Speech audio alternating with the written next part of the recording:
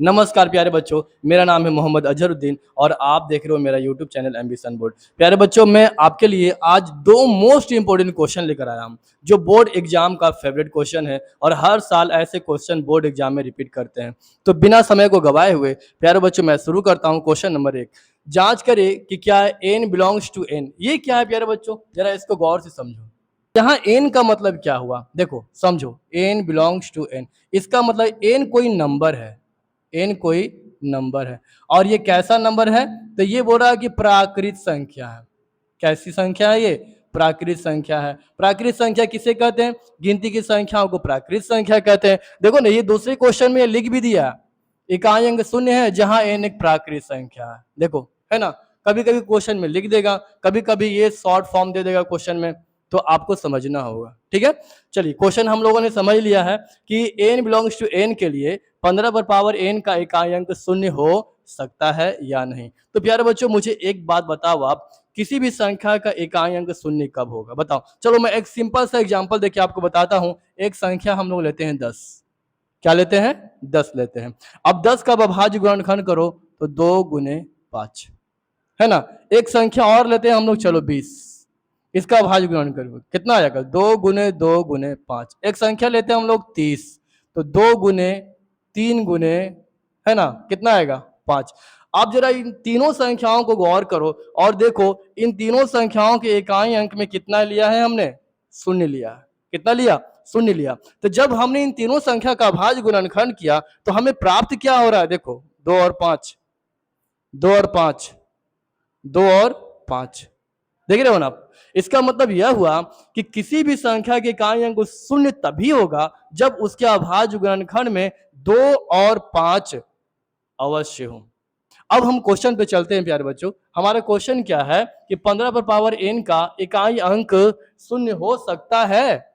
चलो हम लोग इसको बनाएंगे कैसे? अगर ये हमारे एग्जाम में आ गया तो हम इसे बनाएंगे कैसे? देखो, मान लो, माना ए बराबर 15 पर पावर एन, ठीक है ना प्यारे बच्चों। अब देखो, एन की जगह अगर आप एक रखोगे प्यारे बच्चों तो कितना आएगा? 15 पर पावर एक बराबर 15। अगर एक, अब एन की जगह पर आप 2 रखो, 15 का स्क्वायर 225। हर बार देख रहे हो इसका इकाई अंक कितना आ रहा? 5 आ रहा। कभी भी इसका इकाई अंक शून्य नहीं आ सकता है। लेकिन ये तो मैंने अभी समझा कि इकाई अंक शून्य नहीं आ सकता है, लेकिन हमें इसको भाषा में लिखना है। कैसे लिखेंगे? बिल्कुल आसान है। देखो, माना ए बराबर 15 पर पावर एन है, ठीक है। अब हम लोग क्या कर रहे हैं? इसका अभाज्य गुणनखंड कर रहे हैं। चलो देखो, ए बराबर 3 पचे 15 पर पावर कितना? एन है, ठीक है। अब हम लोग क्या लिखेंगे, जरा इसी स्टेप को गौर से समझो। बस यही एक स्टेप को लिखना है और उसके बाद हमें ज्यादा कुछ करना इसमें नहीं है। तो क्या लिखना होगा प्यारे बच्चों? लिखेंगे 15 पर पावर एन का अभाज्य गुणनखंड करने पर 3 और 5 आता है। बस अपनी भाषा में लिखो इसे, 3 और 5 आता है। जबकि किसी संख्या का इकाई अंक, जबकि किसी संख्या का इकाई अंक शून्य तभी हो सकता है, कब हो सकता है? जब उसके अभाज्य गुणनखंड में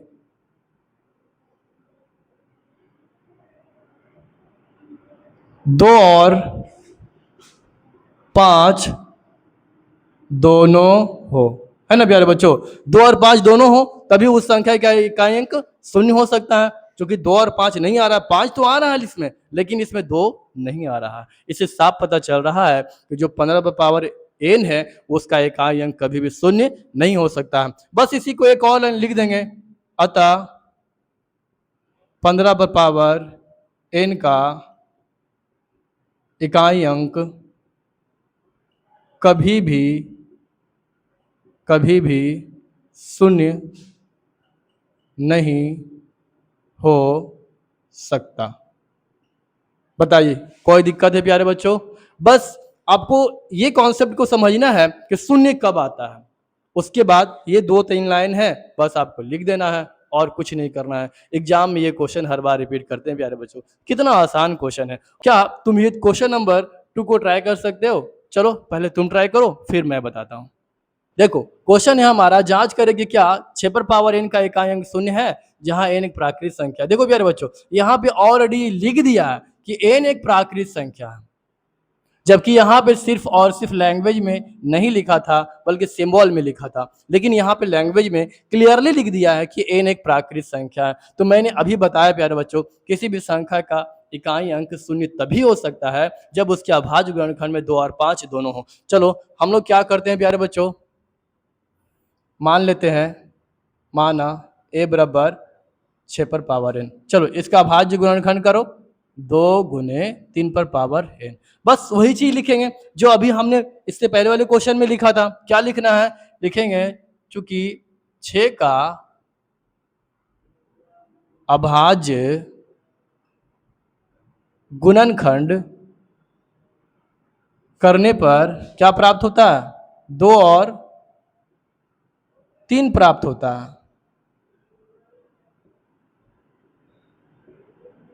ठीक है, कोई दिक्कत है तो बताओ।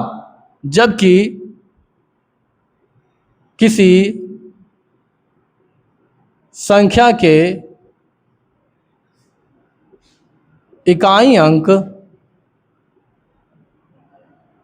शून्य होने के लिए भाषा आपका अपना होना चाहिए प्यारे बच्चों। आप जैसे मैं लिख रहा हूं जरूरी नहीं है कि आप 2 कॉपी वैसे ही लिखो, आप अपनी भाषा में समझ के भी लिख सकते हो। ठीक है, जबकि किसी संख्या के इकाई अंक शून्य होने के लिए उसके अभाज्य गुणनखंड, देखो कभी कभी ऐसे भी लिखा जा सकता है, 2 पर power n into 5 to the power m के रूप का होना चाहिए। ठीक है, क्या लिखे? 6 का अभाज्य गुणनखंड करने पर 2 और 3 प्राप्त होता है, जबकि किसी संख्या की इकाई अंक शून्य होने के लिए उसके अभाज्य गुणनखंड 2 पर power n into 5 to the power m के रूप का होना चाहिए, यानी 2 और 5 उसमें होना चाहिए, जो कि इसमें नहीं है। नहीं है ना? लिखेंगे अतः 6 टू द पावर n का इकाई अंक कभी भी शून्य नहीं हो सकता। अब प्यारे बच्चों देखो, अगर यहाँ n की जगह पर आप 1 रखो, n बराबर 1 रखो, तो ये कितना हो जाएगा? a बराबर देखो तो 6 पर पावर 1 बराबर 6। अगर 2 रखो तो 6 पर पावर 2 36। अगर 3 रखो प्यारे बच्चों तो 3 रखो, 6 पर पावर 3 216। अब देख रहे हो लास्ट में सिर्फ 6 और 6 आ रहा। क्या कभी भी इसका इकाई अंक शून्य आ सकता है? कभी नहीं आ सकता है प्यारे बच्चों। आपको इसी कॉन्सेप्ट को समझना है प्यारे बच्चों। ये दोनों क्वेश्चन बोर्ड एग्जाम 2027 के लिए काफ़ी इंपॉर्टेंट है, और ये दोनों क्वेश्चंस को मैंने पूरे कॉन्सेप्ट के साथ आपके दिमाग में बैठाने की कोशिश किया हूँ प्यारे बच्चों। अगर ये दोनों क्वेश्चंस आपको समझ में आए हो तभी आप हमारे वीडियो को लाइक करो। और प्यारे बच्चों मैं बता दूं, मैं बोर्ड एग्जाम 2027 का मैथ्स का एक कंप्लीट सीरीज चला रहा हूं जो बिल्कुल फ्री है प्यारे बच्चों। मैं करता क्या हूं, हर चैप्टर का इंपॉर्टेंट क्वेश्चन को टारगेट करता हूं जो बोर्ड एग्जाम के लिए काफ़ी ही महत्वपूर्ण होता हूं। अगर आप इस सीरीज में जुड़ना चाहते हो तो आप हमारे चैनल को जरूर से जरूर सब्सक्राइब करो। अगर वीडियो अच्छी लगी हो तो लाइक करो, अपने दोस्तों के साथ शेयर करो। अगली वीडियो में मैं क्या करूंगा, ऐसे ही क्वेश्चन जो मोस्ट इंपॉर्टेंट क्वेश्चन होगा आपके लिए लेकर आऊंगा। तो मिलते हैं प्यारे बच्चों हम लोग अगली वीडियो में।